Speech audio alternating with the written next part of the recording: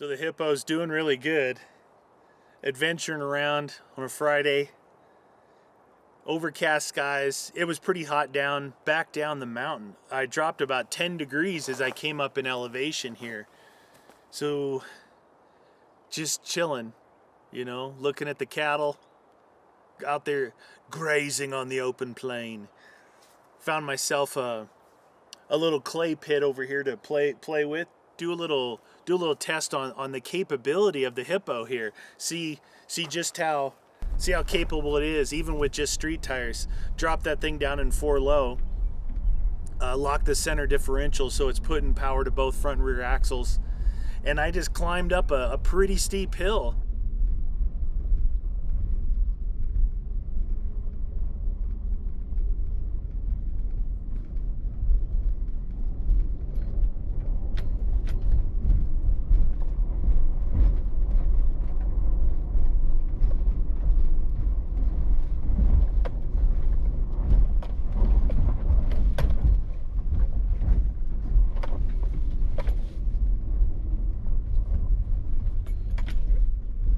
I inadvertently found this today. I was coming in from a fire road from west to east, and I had found this area a few years ago on a Can We Survive trip. We were in the Jeep and we had come up the Great Western Trail up past Perkinsville, kind of swinging over by Sedona, and then coming back from east to west across this ridge line here.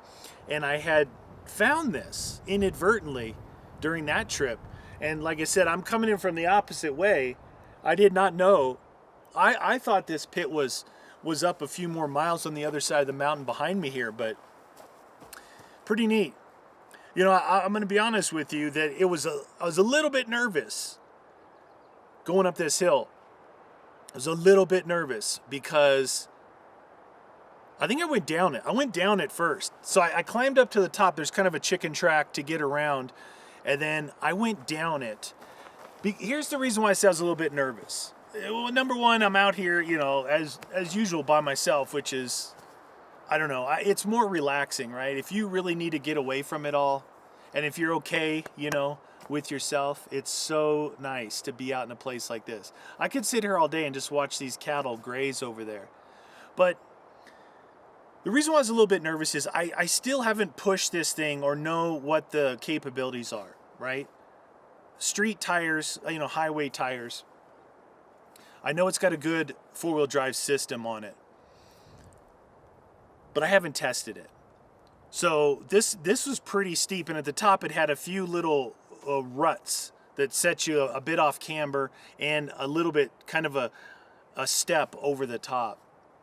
And I tell you, I went up it, and it went up it like no issues. 4 low, barely having to give it the juice. And it went up it really nice. And what that tells me that, look, something like the way this thing's set up right now, I can't really go looking for trouble, right? So in the Jeep, I can go looking for trouble. In the Raptor, I wouldn't necessarily go looking for trouble. I would go more toward looking for high speed roads and kind of like the whoop-de-doo bumps.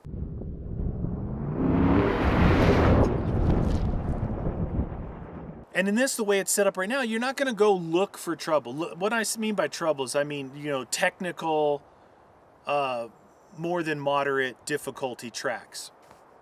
But that being said, knowing its capabilities, that if you're going down a track and all of a sudden you come up to, maybe you got to climb up and out of some rock steps or something, and you don't want to turn around and go back, so many miles and go around, then you'll know what its capabilities are at that point. And that's frees you up to like really not have any concerns about when you're going to go out on your adventure and have fun. I had been talking about adventuring versus, not really versus, but the term overlanding is used now a lot, and it's really just come on in the last few years as far as a term. This stuff we've been doing in North America forever. Right? Everyone's been off-roading, everyone's been camping, everyone's been putting canoes and kayaks and going and finding that secret lake and, going back into the honey hole to go fishing. we've been doing it forever. They just put a term to it. But you know, I've been watching a fair amount of stuff on YouTube, just kind of seeing what everybody else is doing. And a lot of this overland, it's a lot of paved roads. Like a lot of paved roads. When they go on a long expedition type overland trip, there's a lot of paved roads, right? So, but you're going to like some incredible destination. And that's the only way to get there. When you can, you know, you take some side routes, so you kind of plan your trip out. But for me, going locally within, say, an hour to 2 hours of my house, which I have a lot of stuff here, this is more adventuring. It's not really overlanding, right? I'm not driving paved roads and then hitting some dirt. This is getting into the dirt as quick as I can. It's like adventure four-wheel driving, because where I'm actually having fun and enjoying the trip is when I'm in the dirt or in the clay or in the sand or the rocks. So you try and get off as quick as you can. And the funny thing is, like, I can go 10 minutes out of my driveway and get into the dirt, and I can be in the dirt for 3 hours. Like, all the way up to here, I can actually go 10 minutes, get into some tracks and be in the dirt for the next 3 hours. And, you know, driving that whole time up and down mountains, going from, you know, about 5,500 feet, which is where my house is at, up to almost 8,000 feet where I'm at now. Up and down, there's some small canyons. There's the Red Rocks of Sedona, and then there's a mini Grand Canyon down here that's pretty cool. There's another canyon called Bear Canyon. I tried to drive down into my Jeep, and that wasn't a good idea. That was a few years ago. Yeah, I don't recommend that. I got on a cliffside, and the road just stopped. According to like the map, it showed a road going all the way to the bottom, but it stopped. And yeah, you don't want to back up like a cliff hill, shaly rocks, but it was fun. It was fun. I mean, right at that split second, I was like a little bit like, whoa, what's going on here? But once I got back up or got turned around, they're like, yeah, this is cool. This is cool. So that's why I always say, you know, I'm not really necessarily overlanding, because honestly, I don't know. I think that's just a blanket statement that covers kind of everything, right? And that's a fair deal. I think it's something that people can just say, look, I'm overlanding, and that it could be anything. It could be camping, it could be pavement driving with your four-wheel drive, going to a destination. It could be any of that. For me, the best way to describe what I like to do and what I try to do most of the time is adventure four-wheel driving. Because I want to be in the dirt, I want to be climbing up and down, I want to be either in and amongst the trees, I want to be out in the deserts, all of that stuff. And I love it. I love it. It's so much fun. It's so relaxing. Like, I could just sit here. No music, no nothing. The breeze is blowing through the trees. I don't know if you can hear it. No, you can't hear it because my microphone is really good, because I hate when people do like beautiful shots and their audio just blows. That is the worst. People on YouTube got to understand that audio's number one before video. Before the visual, the audio, because humans, they go, if you looking at like this vista and it's going, sorry about the wind noise. Well, just cut that out of your video, dude. So I'm going to cruise around, adventure around through here. I'm trying to find some roads less traveled, right? Roads less traveled. The more difficult the road is around here, or the track, the lesser the possibility that you're going to, run across another person. The easier the track, that's where everyone goes. That's where they tow in their big, toy haulers, their caravans, their camper trailers, set up shop. It's kind of in a little pull out here. There's a campfire ring over there, but I was just over here in these rocks over here. I'll show you guys. So you can see kind of this is a rock cliff, but just to the side of it over here, that's where I was making my way up there. So it's neat. It's kind of part of like the red rocks that you see in all the photos surrounding the Sedona area. It carries up through into this area a bit, and it's pretty cool. It's pretty relaxing, and it's pretty fun to drive your vehicle up there.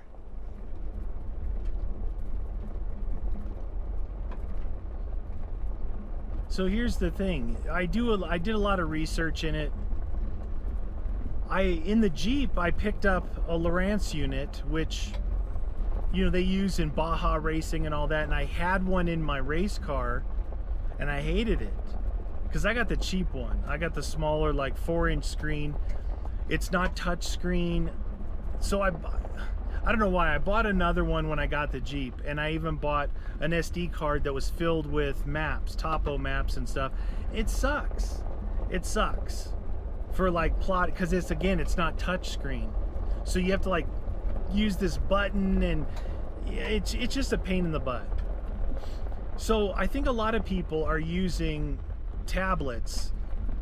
They're using their tablets and they're putting Gaia GPS, Backcountry Navigator, HEMA maps in Australia, right? And it seems to be a good way. Now I have a tablet. I have a NVIDIA Shield. It's like an Android tablet. I have that. It was for my drone. Now, I mean, I don't fly my drone, but I use my phone. But I got it originally for the drone because I wanted a really big screen. But I have Backcountry Navigator loaded on that, which I think is an Android thing. And it works pretty good. It's just I don't have a mount in any of my vehicles to mount that thing. And here's the thing. I've never really plotted waypoints or tracks where I want to go. I just go until times like this when I'm kind of lost, trying to figure out where the heck I am. Look, I know if I head west, I'm gonna hit something, and I'm heading northwest right now, so maybe I'm making a loop back to where I was. But this is exactly the kind of lost you want. Man, I wish I would know the numbers, the forest road numbers to the 2 tracks that I just came off of, because I went up and over a mountain. It was all treed. It was awesome. And there were some areas that looks like you could do some camping up there. So that would be an awesome place to go. Be about a 4-hour trip to get to it. Yeah, it would be pretty good for an overnighter in the middle of nowhere. Deer, cattle, maybe bear, maybe elk. I'm keeping a lookout for them. So the GPS thing, I just don't know. I don't want to commit to some money and I hate it, right? I really like these in-car ones, right? Because they work so good on the streets. Why can't they just get that stuff on these things? I mean, like I said, maybe they do on the newer ones. And I'd have to check the Rebel. I remember when I took the Rebel off up in the National Forest, it was pretty good. It had the numbers on it just like the Raptor did. This one here, no. It's showing a road or showing a trail or a track that I'm on, but it doesn't say what number it is. But I did look at my phone. The phone's not really doing too good for. It's like, I think when I downloaded it, I didn't download enough detail, because it's not even showing any of the main roads around. I'm really enjoying this. It's 79 though, so now it's almost 1:30 in the afternoon.